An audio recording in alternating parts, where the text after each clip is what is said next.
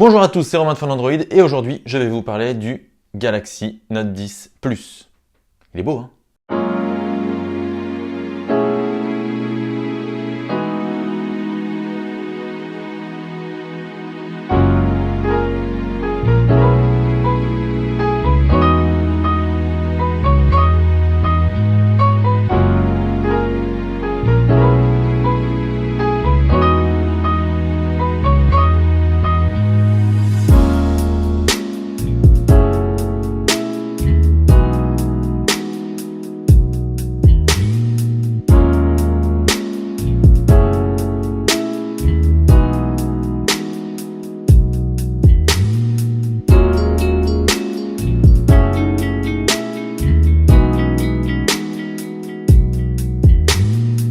Ce Galaxy Note 10 Plus, on l'a découvert au début du mois d'août et il est temps de vous livrer nos impressions suite à plusieurs jours de tests. Après une première prise en main concluante que vous trouverez juste ici, il est temps d'en savoir plus sur ce Galaxy Note 10 Plus et pour cela, je vous propose d'aborder ce test en 10 points principaux. La première chose qui frappe quand on découvre ce Note 10 Plus, c'est son écran. Dans un souci de symétrie, Samsung a revu la disposition de certains éléments et notamment le poinçon qui se retrouve tout en haut, en plein milieu, et qui, à première vue, peut sembler dérangeant. Finalement, à l'utilisation, c'est absolument pas le cas. Ce petit poinçon situé en plein centre, finalement, on l'oublie très vite. Ce qui frappe surtout avec ce Note 10 Plus, c'est le ratio taille-écran qui est tout simplement impressionnant.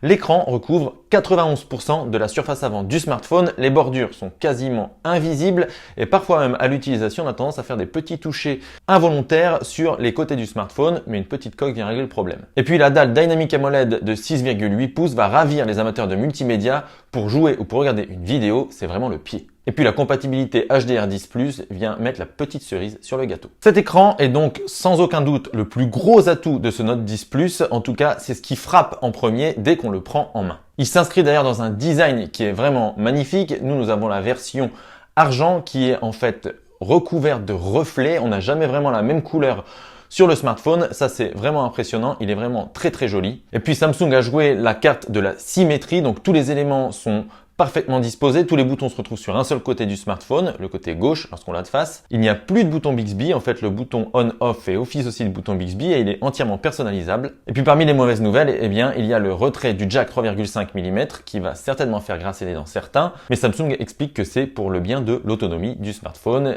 puisqu'il a souhaité intégrer une batterie plus imposante. Et le lecteur d'empreintes, lui, est sous l'écran. On ne reviendra pas sur les performances de ce smartphone qui est de toute façon ultra puissant et qui va rivaliser avec les meilleurs du marché. Dans cette gamme de prix, tous les smartphones sont ultra puissants de toute façon. En revanche, on peut s'attarder sur la recharge rapide. Samsung promet une recharge ultra rapide avec un chargeur de 45 watts. En revanche, dans la boîte, on n'a qu'un chargeur de 25 watts. Pour s'offrir le chargeur de 45 watts, il faudra donc passer par la case portefeuille et débourser 49 €. C'est quelque chose qu'on avait vu chez Apple, qu'on avait trouvé ça un petit peu limite. Là encore, chez Samsung, bon, c'est moyen.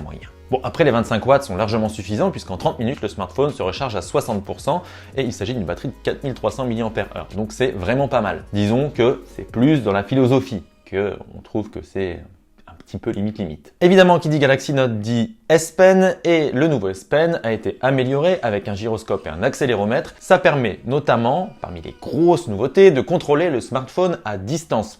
À une distance qui peut aller jusqu'à 50 mètres, sans aucun obstacle bien évidemment. Et ce contrôle, il est vraiment très précis. Donc on peut par exemple contrôler la caméra à distance en prenant le stylet, en faisant des gestes droite à gauche, en faisant des ronds pour zoomer, ou en faisant des gestes de haut en bas pour basculer de la caméra avant à la caméra arrière. Là encore, c'est vraiment réussi. Alors, on peut se demander à quoi ça va servir. Disons que les amateurs de photos trouveront forcément un bel usage dans ce contrôle à distance, notamment pour les photos de groupe, les photos sur lesquelles on veut figurer alors qu'on est seul pour photographier.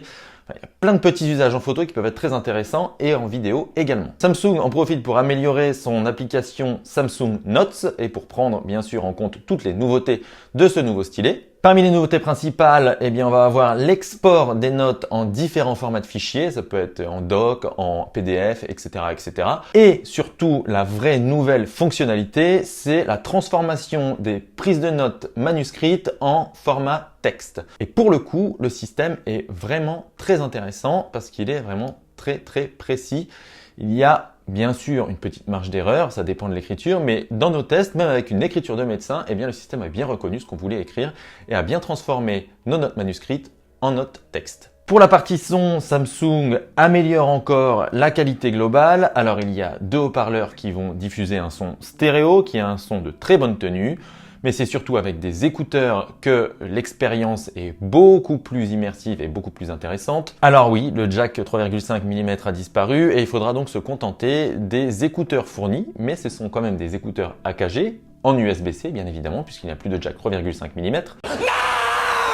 Mais ces écouteurs sont sans doute les meilleurs écouteurs qu'un constructeur fournit avec un smartphone. En revanche, petit bémol, ça c'est pas terrible quand même, Samsung ne fournit pas d'adaptateur jack vers USB-C et ça c'est vraiment dommage puisqu'il va falloir passer par la case encore nouvel achat pour pouvoir brancher des écouteurs jack sur ce Note 10 Plus. Alors les amateurs de sans fil, eux, vont trouver leur bonheur puisque le Galaxy Note 10 Plus est compatible Bluetooth 5.0 et en plus il prend en charge le Dolby Atmos, il prend en charge également la PTX HD, le LDAC, plein de normes qui permettent d'écouter le son en haute définition, même avec des accessoires sans fil. Et puis Samsung propose toujours plein de fonctionnalités logicielles qui vont permettre d'améliorer la qualité audio. On va retrouver un égaliseur complet dans les paramètres du smartphone qui va permettre de choisir entre divers scénarios. On peut passer du rock au classique par exemple, ou complètement choisir de personnaliser les différentes bandes de l'égaliseur. En tout, il y en a 9, donc il y a de quoi se faire plaisir. Et puis Samsung propose aussi la fonctionnalité Adaptive Sound qui va permettre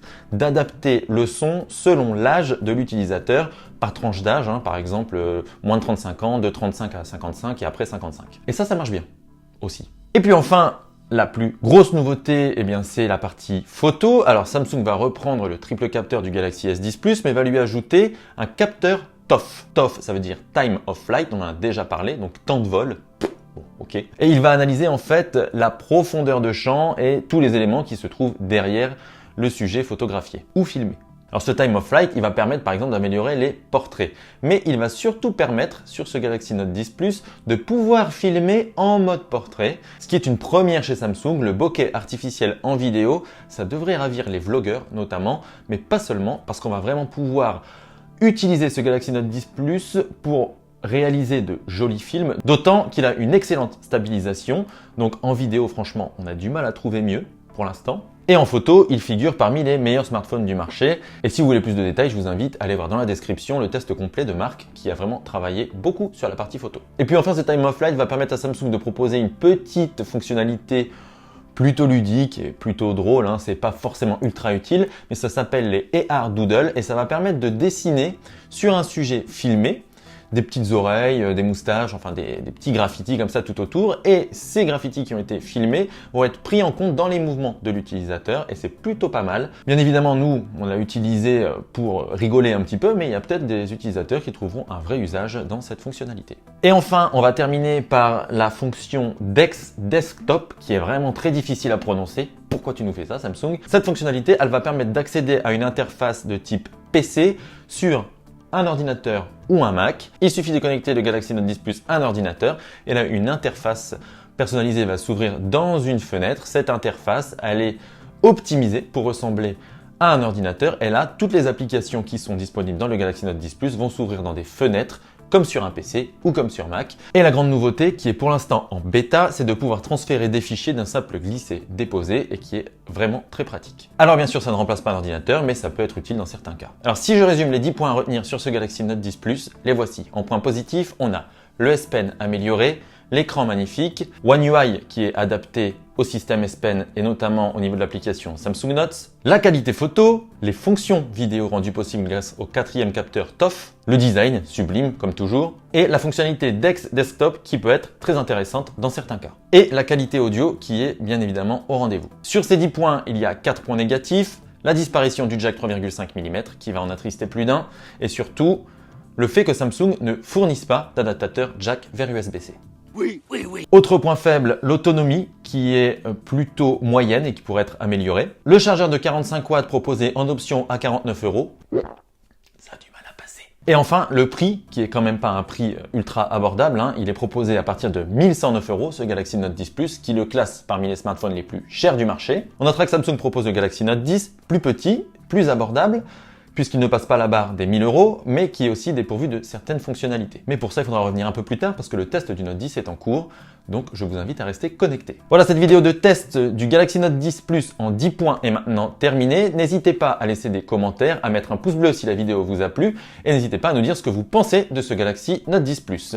Vous trouverez dans la description tous les liens vers le Galaxy Note 10 et le Galaxy Note 10 Plus, sur le test complet du Galaxy Note 10 Plus, et vous trouverez aussi les liens vers nos réseaux sociaux pour ne rien louper de l'actualité tech. Merci à tous d'avoir regardé cette vidéo. Bien sûr, si ce n'est pas encore fait, vous pouvez vous abonner à notre chaîne YouTube juste ici. Encore merci à toutes et à tous pour votre fidélité. Je vous dis à bientôt pour de nouvelles vidéos sur Phone Android. D'ici là, portez-vous bien. Ciao, ciao.